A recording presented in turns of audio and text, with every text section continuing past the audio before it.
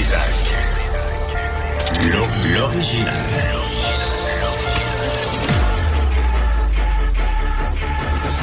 Du Trisac. Votre désir coupable. On va s'attacher, on se préparer. Bonjour tout le monde. Bienvenue à l'émission. Welcome to the show.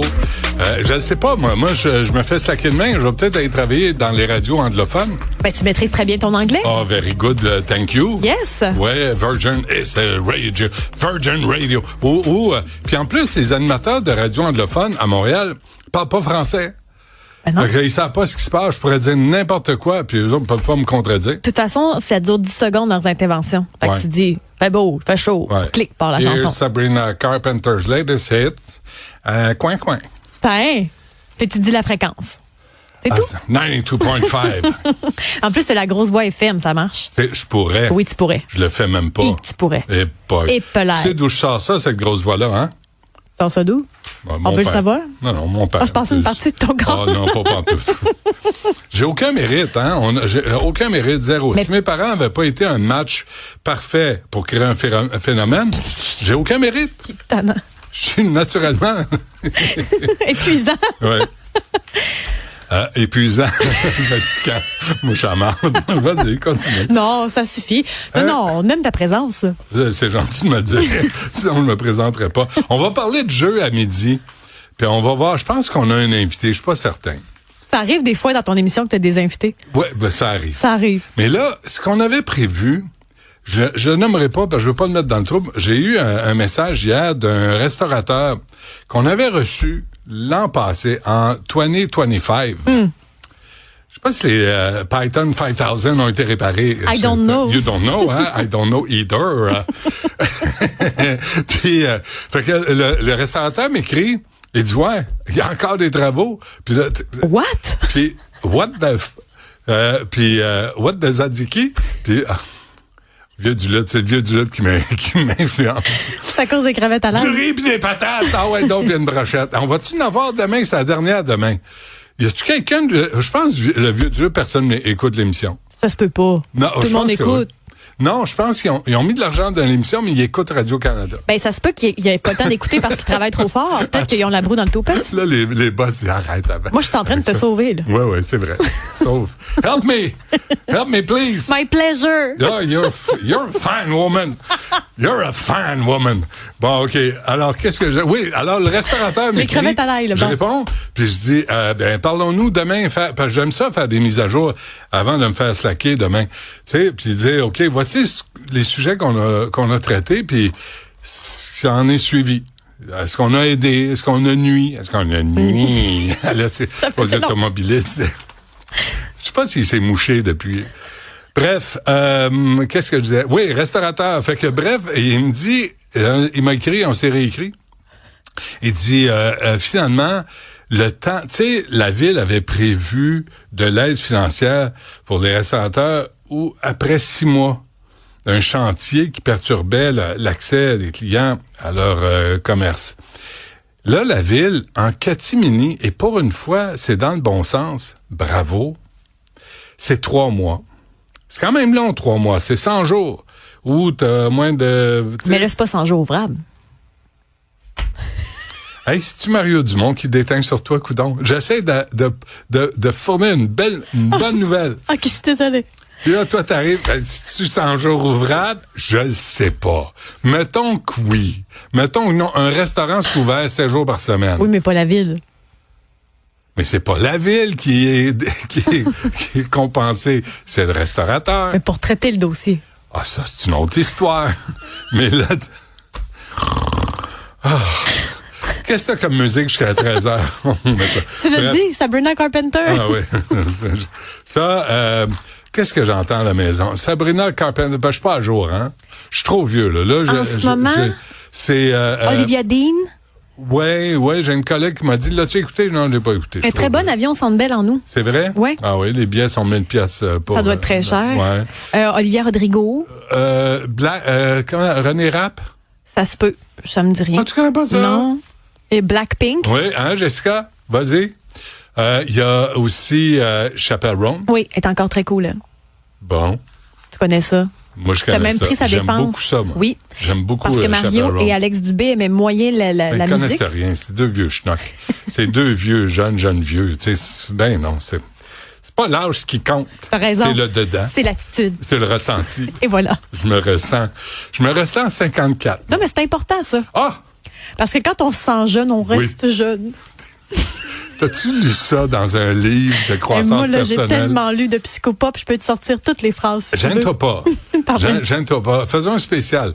Dès que tu as l'occasion, interromps une entrevue, rentre-moi une Importante. phrase de psychopop. OK? On va faire ça. On va parler à 11h. Là, je sais pas si vous le savez, mais nous tous, tous les coins contribuables canadiens, les CCC, les CCC, les CCCC, les coins contribuables canadiens, on va défrayer 1 milliard pour la fucking FIFA. La fédération de football, de l'association, bref. 1 milliard.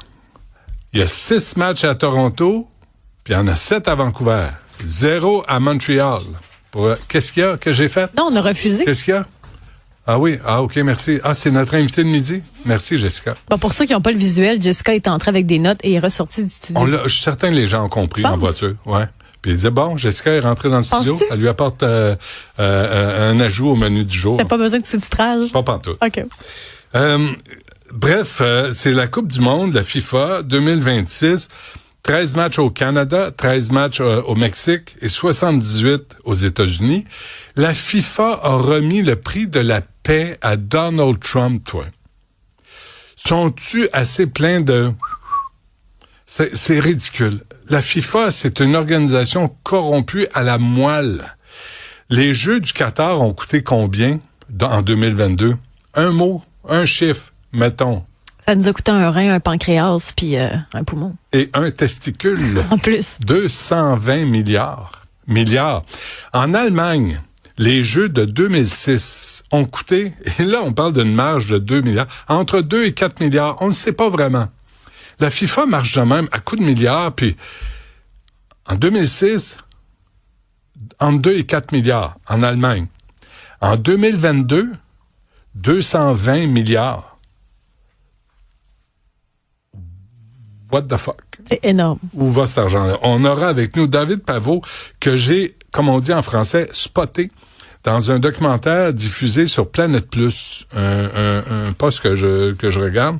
Très intéressant. Il parlait de la FIFA. Je pense que c'est Patricia Tulane qui fait la voix. J'adore sa voix. Moi, quand elle annonce les émissions qui s'en viennent, là, j'ai goût de me commander une pizza puis de rester devant la télé. Bref, on aura David Pavot, qui est prof et titulaire de la chaire de recherche sur le sport responsable de l'Université de Sherbrooke. Il a participé à ce reportage vraiment intéressant. Et je me suis dit, ça, pour mes amis à Cube, ça va être un bonus. Parce que t'es là pour aider. Exactement. Ce qui est le fun, j'ai même plus besoin de le dire. Les gens l'ont compris. On a déjà tous tes slogans. J'ai pas fini. J'ai toujours un slogan qui s'en vient. Je ne sais pas, je l'ai pas préparé, je l'improvise. Mais on le sait. Quand Jessica hausse les sourcils, ça veut dire que j'ai un slogan qui vient de compter un but. À 10h, on a parlé des salons de bronzage. Oui. Notre sexe symbole local, Olivier Guillet, lui, se promène là une fois par jour. Hein? Es-tu allé encore aujourd'hui, Olivier? T'as fait bronzer les faufounes?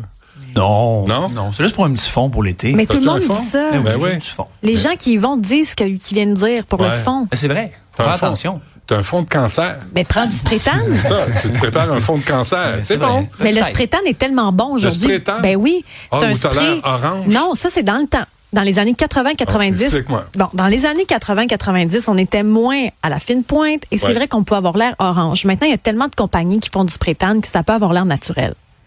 Naturel, genre bleu. Non, un petit brun palette ou Un la petit brun couleur, palette, c'est ça qu'on veut. la couleur que tu veux. là. OK. Je vais prendre un moment. J'ai reçu, Isabelle, les amis, tout le monde, l'équipe. J'ai reçu un message ce matin de Marie-Josée Hudon, résidente du plateau Mont-Royal. Puis je me suis dit, c'est d'intérêt public et c'est important qu'on revienne sur des événements qui nous ont bousculés pendant la saison. Marie-Josée est avec nous. Bonjour. Bonjour. Merci d'être là. Je vous rappelle, le 12 mars dernier, Chung Woo Kim s'est fait poignarder à mort dans son dépanneur Fleur Bleue, rue Berry. C'est ici sur le plateau Mont-Royal. Ça fait 3 mois et vous avez décidé de lui rendre hommage. Puis je trouvais que c'est une très bonne idée, Marie-Josée Hudon, de le faire pour se souvenir de la mort complètement futile et inutile de cet homme qui travaillait fort, hein? Oui. C'était un bourreau de travail, je dirais. Ouais, vous y alliez à ce dépanneur, hein? Oui. Il était depuis que j'étais sur le plateau, tout près de ce dépanneur-là. Là, ça fait longtemps que je suis sur le plateau. Il y avait à peu près 25 ans quand je l'ai vu la première fois. Ça fait une 30aine d'années. Je pense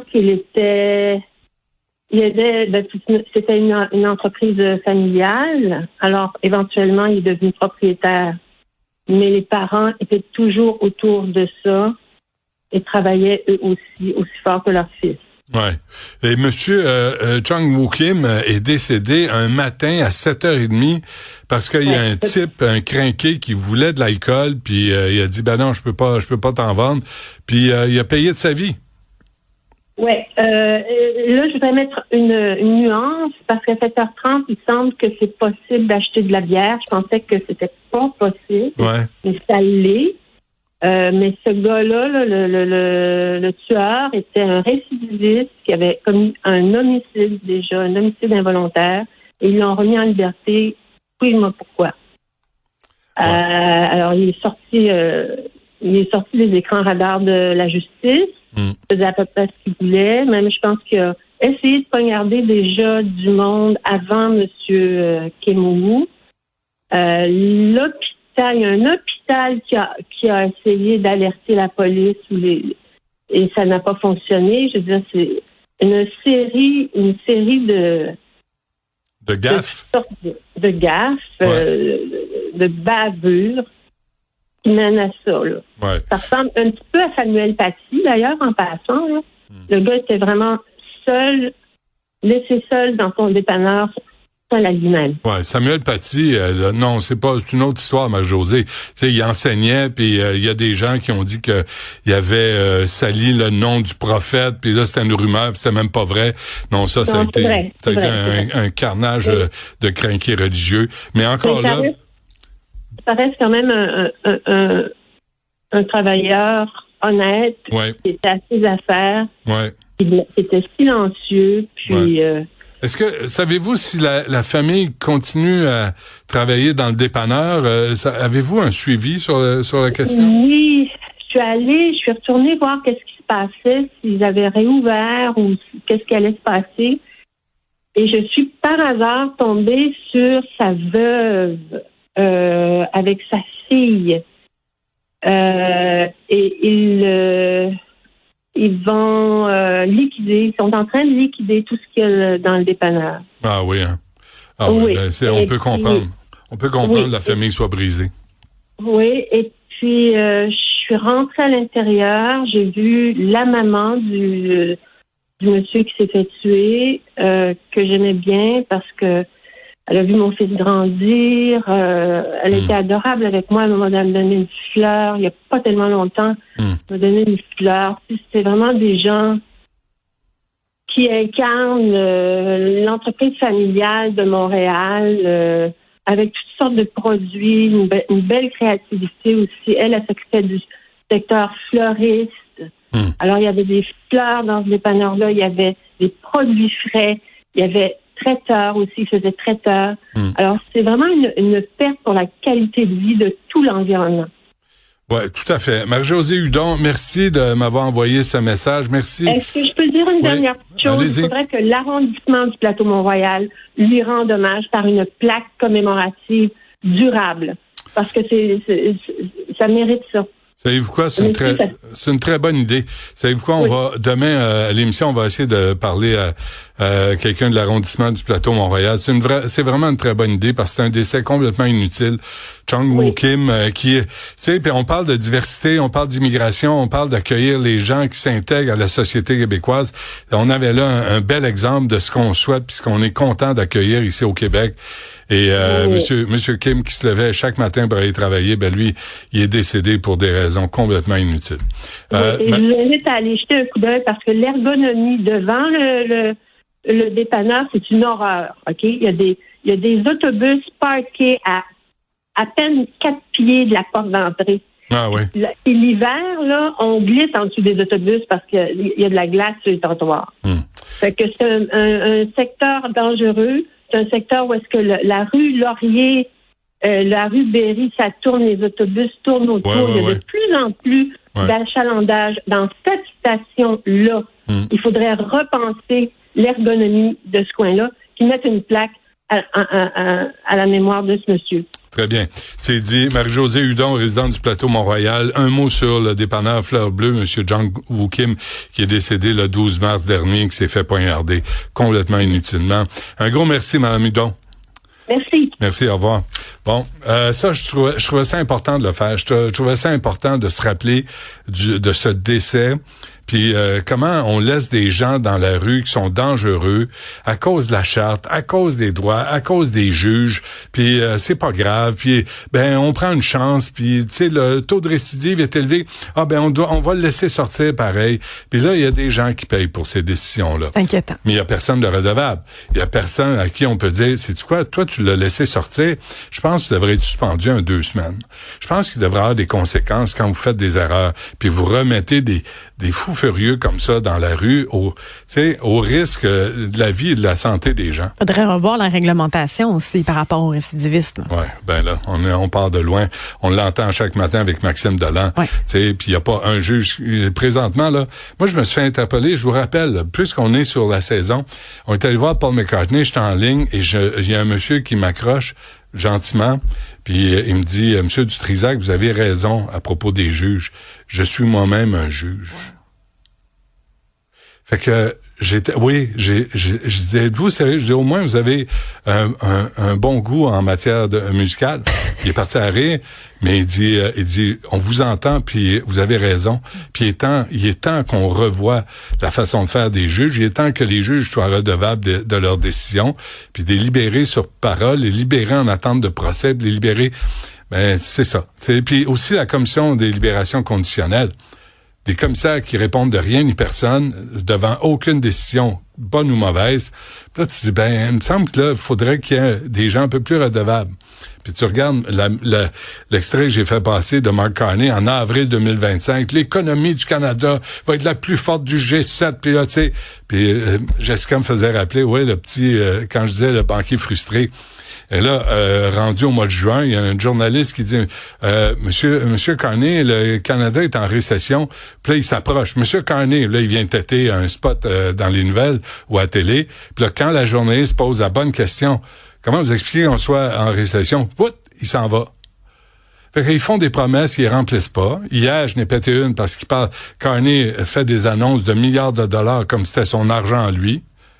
Puis quand son argent à lui, à travers les portefeuilles d'investissement, risque d'être touché par des décisions politiques, le GAFAM, il y a 1 an, 7,2 milliards sur 5 ans qu'il a décidé de pas appliquer, le 15% de taxes à Disney+, à Amazon Prime, à Netflix, on le fera pas non plus parce que là, les plateformes vont augmenter les coûts. Ben, augmenter les coûts, on va se désabonner. C'est ça qui va arriver. Puis là, cet argent-là, ben, il va y avoir moins de publicité, puis on va le mettre dans les médias traditionnels québécois. De toute façon, le Canada, tu sais quoi le problème? J'ai sorti la liste, j'ai pas eu le temps de la faire. Les émissions préférées au Canada, c'est toutes des émissions américaines. Ils n'en ont pas de culture, les Canadiens anglais. Je suis désolé. Tu sais, ils ont 2, 3 affaires là, du début du siècle là, avec des chevaux. Là. Mais bon, là, récemment, il y a la série Rivalité passionnée qui était tournée au Canada, un peu à Montréal et tout ça. Bon, ça, mais c'est effectivement, qu'au Québec, on avait Montréal, réussi. Mais ça a été fait au Québec. Oui. Ça a été fait en anglais au Québec. Je comprends pas que ça a été fait en anglais au Québec. Je comprends pas pourquoi Heated Rivalry a pas été fait en français. Et là, ça veut dire que si ça a été tourné au Québec, la SODEC a mis de l'argent dans des films anglophones. Comme si les films anglophones ont pas le reste du Canada où ils peuvent têter de l'argent, le reste de l'Amérique pour têter de l'argent. Puis au Québec, on finance aussi les films en anglais. On a de la misère à financer les films en français. Hey, pour se suicider collectivement et culturellement, il n'y a pas mieux. Bravo. Mais par rapport au système de justice, là, si on revient à ça, là, c'est grave parce que le monde meurt et on fait rien quand même. Tu parles de Marc Carney, mais même ici, qu'est-ce qu'on fait pour essayer de changer nos réglementations? Il y a rien. Ben, c'est ça. Puis le gouvernement Carney réagit pas non plus. Là. Non. Le type qui était à la sécurité publique, là, qui défendait les terroristes à moule, excuse-moi, c'est-tu lui qui va défendre les honnêtes citoyens du Canada? Pas sûr. Je suis pas capable de prononcer son nom, je m'en souviens jamais. Il y a trop de syllabes. C'est pas grave, c'est moi, c'est de ma faute, je l'ai pas appris. Je vais l'apprendre. Est-ce qu'on peut, à un moment donné, avoir des projets qui vont changer réellement? Tu sais, des projets... J'en ai un beau projet, moi. Ah ouais? On va aller à la pause.